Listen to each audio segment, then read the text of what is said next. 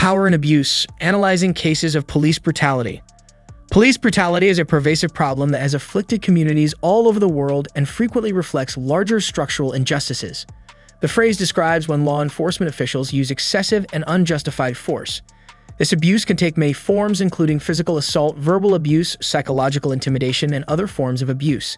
This issue undermines public confidence in law enforcement agencies in addition to violating human rights. Examining instances of police violence exposes misuse of power trends and emphasizes the pressing need for extensive reforms. Hello everyone, welcome back to our channel where we dive deep into thought-provoking topics. Today we are going to be discussing a very important issue that has been gaining attention worldwide: police brutality. Rodney King's 1991 beating by Los Angeles police officers is among the most well-known instances of police brutality. The vicious attack was caught on camera, which infuriated people and spurred large-scale demonstrations. The 1992 Los Angeles riots were sparked by the involved officers' eventual acquittal, highlighting the catastrophic results of uncontrolled police brutality. Given that King was an African-American and came to represent racial injustice in the U.S., the King case serves as an example of how racial biases can affect how police behave. George Floyd's death in 2020 served as another more evidence of the deadly results of police abuse.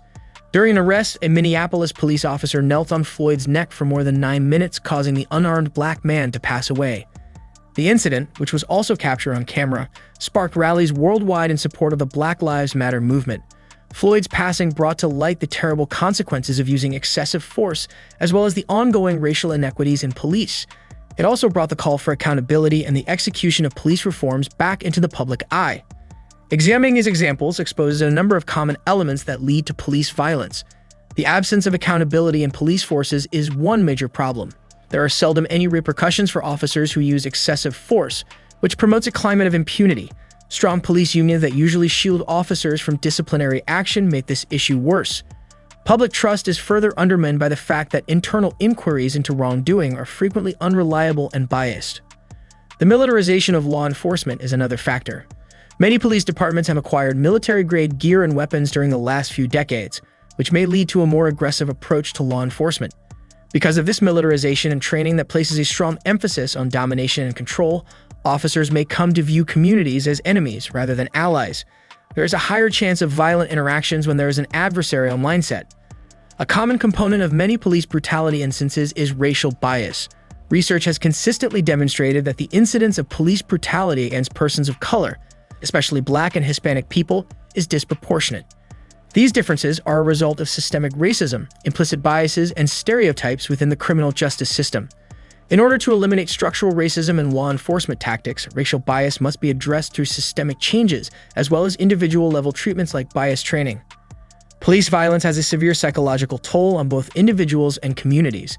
Long-term trauma, anxiety, and a deep mistrust of police enforcement are common experiences for survivors. Increased hostilities and a breakdown in social cohesion may be experienced by communities that are victims of police aggression.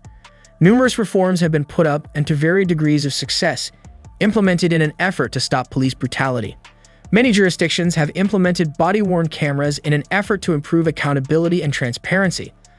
Although in certain instances they have offered vital evidence, their efficacy is contingent upon appropriate implementation and regulation. Furthermore, initiatives to enhance police education, prioritize de-escalation tactics, and promote community policing have demonstrated potential. These actions, nevertheless, need to be a part of a larger plan that also involves community involvement, oversight procedures, and policy reforms. In conclusion, police brutality is a pressing issue that requires our attention and action. By analyzing the cases of abuse of power by law enforcement officials, we can work towards creating a more just and equitable society. Thank you for watching, and don't forget to like and subscribe for more videos on important social issues.